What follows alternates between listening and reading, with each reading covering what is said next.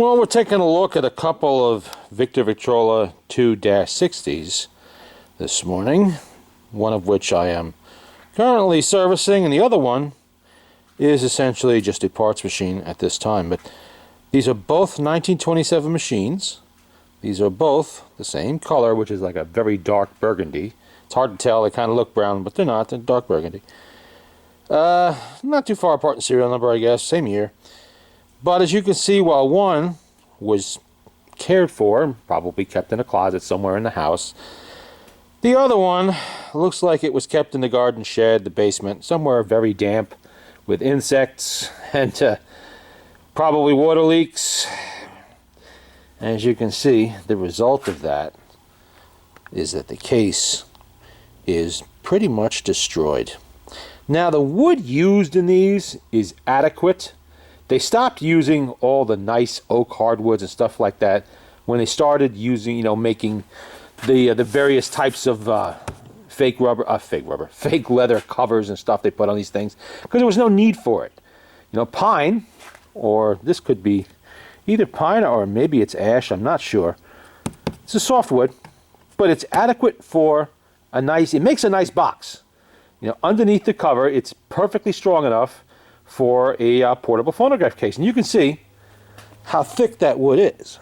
That's not a thin little tiny board. That's pretty thick, which is why these machines are on the heavy side. And you can see the padding that's under there I mentioned in the other video on that one. But unfortunately, water got to it. The wood is coming apart. Let's see underneath here, I'll show you what happened in this corner. The bugs have gotten to it. You see little wormholes, everything else. This is essentially at this point a parts machine. I mean, you could start replacing wood and stuff like that, but you're pretty much doing the whole machine at that point, and you're going to spend a lot more time and money than you will ever get back from one of these. Gone are the wonderful tongue and groove joints. Well, wait a minute. Which one had the tongue? I'm sorry. Those had the tongue and groove joints. These didn't. These had a different kind of joint, but still it was nice. It was nice and smooth, and you didn't see any of this. That is screwed together for strength, so in case you bump and drop, it doesn't go flying apart. Glue itself is not adequate for a machine this heavy. You can see how they use multiple boards to make it up, so they didn't waste any wood. And this is the handle. This is a good description here of why you never lift one of these machines by the original leather handle. As you can see, this is just a simple leather strap, and it's almost 100 years old, and they will rip and break and fall. Even new, I wouldn't really have trusted these. These machines, this handle on the Electrola and the HMVs is leather also, but if you see something here, you don't really see it here actually, but there's a metal strap in here. Underneath that leather, there's a metal strap. So if this leather comes off, and they do all the time, you're not going to drop the machine. But this kind of handle, you will. Boom. The machine's on the ground. It's split open. Now you have a problem. Surprisingly, the leather tab, the pull tab, is still on, as stiff as a board, but it's still there. And you can see how all the joints are split and come apart and swollen and cracked. That's what happens when moisture gets into wood, especially this kind of wood. This is a very soft wood, and, well, not that soft, but it doesn't react well to large amounts of moisture. Once the wood gets wet, it becomes extremely attractive to a variety of insects that will munch on it and completely destroy it. Let's have a look under the lid. Oh, well, helps if you open a latch. Okay. As you can see, first thing you notice is that the bracket there is either missing, fell off, broke, something happened to it, and that's just flopping around. This whole entire record tray is completely destroyed. That is beyond any help there. Motorboard looks clean. However, it's not really that good, as you'll see in a minute when I lift it. I do have the turntable for this, but that's pretty rusty too. This just comes right out. That's your needle tray. your spent needle can there, rather. Somehow all the rivets rusted away and it popped loose. And this is machine 26,812. Now, let's lift that up and see what we have left. I'll show you. Okay. The horn itself is in pretty good shape. I know it's a little, I had it out before, but it's a little bit loose. Some of these used hide glue, and hide glue, while it's really good for holding pieces of wood together or paper, really doesn't react well to getting wet either. It literally does disintegrate under moisture and water. It'll turn back to a liquid form, and everything it's holding together will fall apart. Now here, let's turn this around so you can see. There we go. That is your patent sticker, your patent notice. Notice March 10th, 1927. And here we have the grease chart, lubrication chart, and the motor itself, which is a lump of grease. But these were good motors. They were strong. They had a spring in there that's about 1.25 inches, I believe. And that is, I believe this shares a spring with the Victor Victrola VV. You know, a much larger machine. So they definitely boosted their game in the spring department. And if you notice, no more clips holding closed the spring barrel. You have screws around the edge. Now, a note about those screws, on the later 255s, those screws turn to rivets, and this becomes a nightmare. But on these, they're all screwed together, so there's no more struggling with clips and stubborn lids on the old-style spring barrels. And, of course, this is a hooked spring in here. So if you need to learn how to do a spring, this is probably a good choice. It's much easier than some other machines. And with the hooks on the spring ends on either end, it is impossible to put this spring in backwards. You simply can't do it. Now, what do you notice here? On the governor. That, for instance, that little spring weight there, that whole spring assembly comes out of something Swiss. Not Swiss or maybe an early H&V, I'm not sure. Either way, they fit it on here. It doesn't quite fit properly. And if you notice that the weight is considerably smaller than the original round Victor weights there. And what happened when I spun this motor up to test it is that the whole machine was vibrating really bad. And that's why. You cannot have different size weights on the same governor. You can make them smaller if you want to, but they have to be the same size. You can't go one size, then another size. That just unbalances it, and it just shakes and rattles like a car going down the road with a bad tire. And other than that, the motor's pretty typical for condition-wise, the grease and whatnot. Now, I did mention yesterday, you see that little screw down there? Let's see if I can zoom in on it. Right there. Those little set screws are what holds the shafts that hold those gears in place.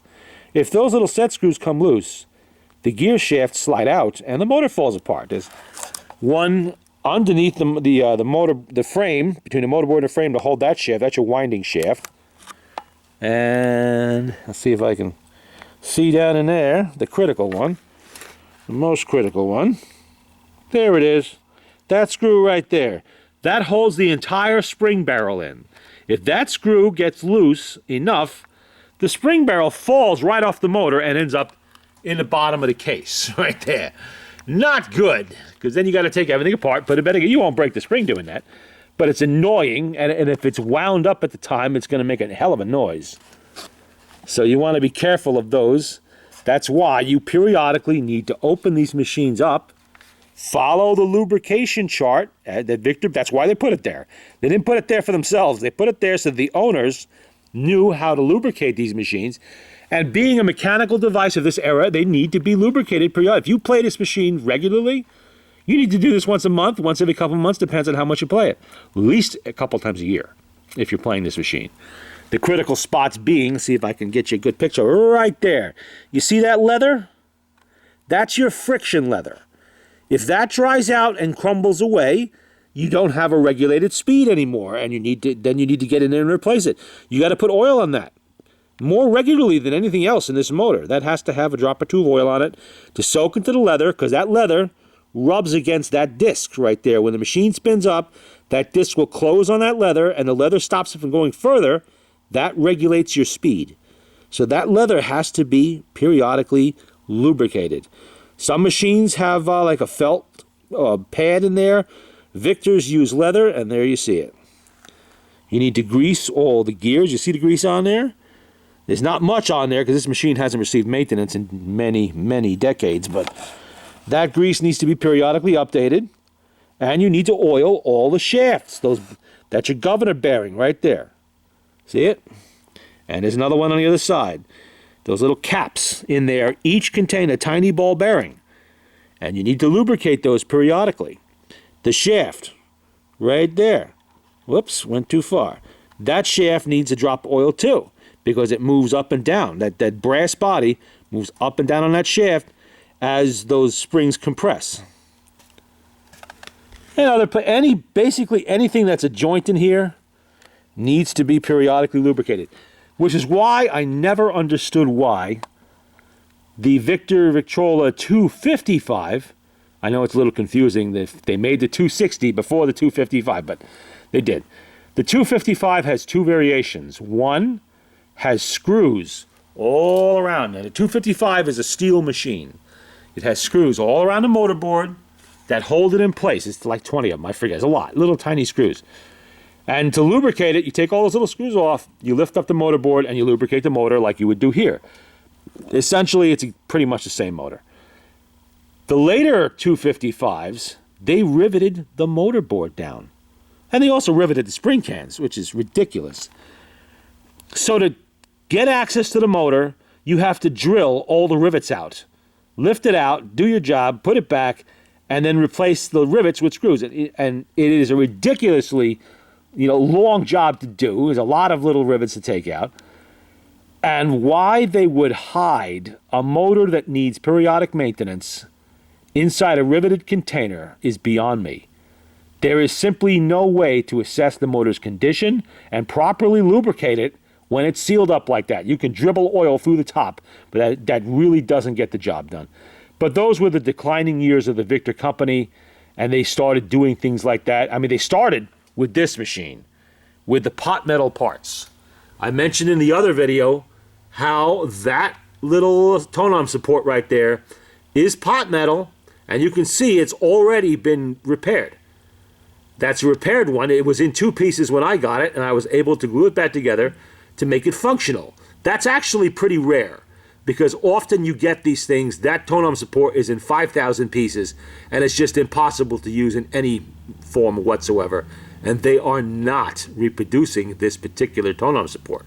I believe they do for the big credenzas and stuff like that. Somebody was or is, I'm not sure, but they are not doing it for this yet. I don't know if they ever will. This little cup here is where the reproducer sits, is also pot metal or zinc, as they call it. And so was the reproducer. The number 4 reproducer on these were pot metal. And fine, perfectly good when the machines are new. Nothing wrong with using pot metal when the machine is new. And for the first 20 years, I'm sure it was fine. Or 30 years even. But almost 100 years later, that pot metal is swelling, it's cracking, it's crumbling apart, and it's usually unusable. I got lucky with the Electrola over there, which also has a number 4 that's made out of pot metal, in that somehow, even though it is showing signs of age and some bubbling and whatnot, it was still good enough to use. It still hadn't fallen apart, so that was good. But on these, I've never successfully had one that wasn't so swollen I couldn't use it. It just fell apart. Something interesting I did note on this motor, that somebody was playing with it. They lost a nut. See that square nut? They lost the nut. When I took the case apart, I found it hidden underneath the horn. It was there. They just didn't look well enough for it. And something they did was weird. Now, there are supposed to be felt washers that go between the motorboard and the motor on any of these Victors, except for the 255, which is steel. All of these wood board machines had these washers. Go all the way back. You go all the way back to the first ones. Look what they did. They took the washers out from between the motorboard and the motor, and they put it there underneath the nut, the square. Why they did that, I don't know. It serves no purpose whatsoever in that spot. If you don't have those washers, what happens is your motor sits too close to the motorboard, and your height is wrong on the shaft there, and your turntable sits too high, oftentimes the brake will not properly contact the edge of the turntable. And I've seen people do all kinds of stuff like bend these things, everything else to get it to work. No, you can't do that. You need washers, and they need to be good ones. If the bugs have eaten them or they've crumbled with age, you need to replace them. What I do in situations like that is I have some rubber washers. I sometimes shave them down a little bit, and I stick them in there. They do the same job. All you got to do is get that space, and they also serve an anti-vibration purpose, I suppose, but most importantly, you need that spacer. You need a little bit of space there. And they didn't do it on the other bolts, just on that one, but all the washers do appear to be gone. That wasn't good. Not that this machine would have been playing very well. You can see the motorboard is falling apart. This would have been vibrating all over the place and just not in very good condition. And why someone would even bother when it's this bad, I don't know, but maybe it's what they had, so they worked with it. You can see they let the hinges rust, everything. The whole top is coming apart.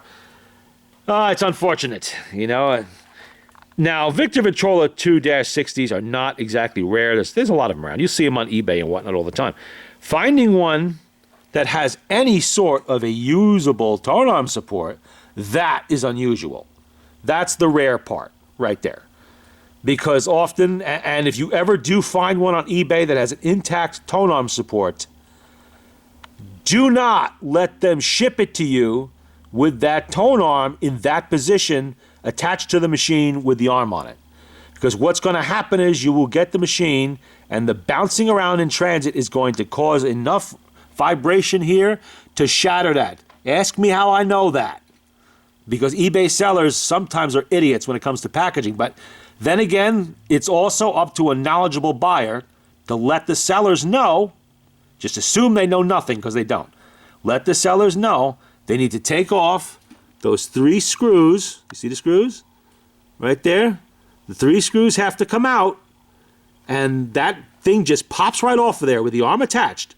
All they have to do is take that, wrap it in bubble wrap, and stick it down in the horn opening there. Right down in there.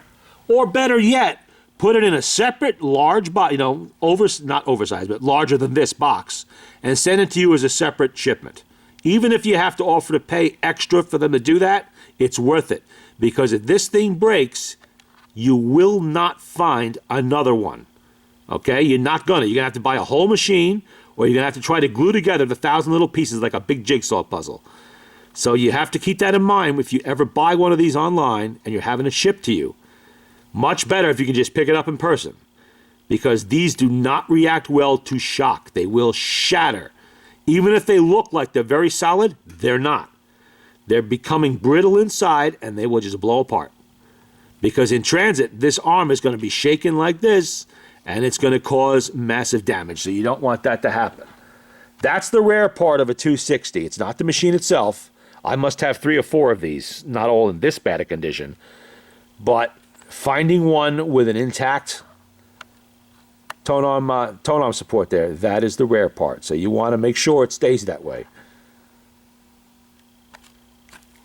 And these were good machines. I mean, look at the intricate work. I did show you the horn in the other video. And the number of different little pieces of wood that go into just making this machine. If you disassembled this machine entirely, it would look like you have a set of kids' blocks, just a big pile of wood. All the hand fitting that was involved in this, putting those pieces together, gluing them up, you know, making sure that there were no air gaps, air leaks anywhere. Look at this, how they did this. It's just really wonderful to see that level of craftsmanship. Look at the separate pieces of wood involved, and the case itself. Look at how they put it together. All the bracing, everything screwed together. A really nice job. This was the last really high quality, you know, a premium portable that the Victor company put out. I said high quality because the 255, in my opinion, while it has a wonderful sound, it does. It's an orthophonic machine. It sounds fantastic.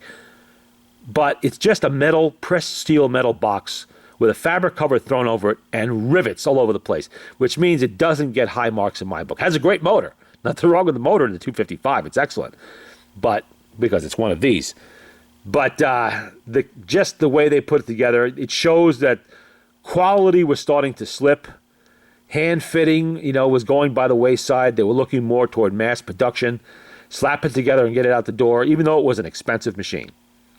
It's just, if you can't service them, or if servicing requires an exceptionally long time to do, which it does if you have to take all those little screws out, then it's a losing proposition in my book. And the 265, the 2-65, which was the last Victor portable machine, really. I mean, the ones that have RCA on them are not original Victrolas. Those are from a later period. They were outsourced by the company, not built in the Victor factory. The 265 was assembled in the Victor factory out of mostly parts that were outsourced. They just put it together with 1 or 2 in-house parts. That was it. And that was the last machine to be assembled in the Camden, New Jersey factory. And there's lots of press board. There's paper mache. There's just very cheap, very cheaply made. Although they did get the lightweight part right. You do want a portable to be lightweight. That was the secret HMV was able to make work, and Electrola by association. Victor never really got that concept. And these heavy machines, while they're awesome quality, really, they kind of stretched the bounds of portable, because you did need somebody pretty strong to be able to lift this up and carry it. But I just wanted to give you a look at what can happen if you really don't take care of a machine. It's just unfortunate when you see this. But some machines do have to be used for parts if we are to keep the better examples operational. That's just it. Parts break, they wear out, they get lost or whatever. And you need machines in this condition. Like I said, you can put this back together. If you really had a lot of time, a lot of patience, and a good supply of wood, and you had some awesome cabinet maker, skills, you can put something like this back together. But then again, you're stuck. What do I do for a tone-arm support, and all of that stuff? Because without that tone-arm support, you don't have a phonograph. You just have a platter that spins. You could put one of those little dancing toys on it. Maybe that's it. So a few do need to be used for parts so that we can resurrect and keep running the ones that are in decent shape. And you can see even the handle's good on this one, but you really don't ever want to trust one of those leather handles. Never, never, never do that.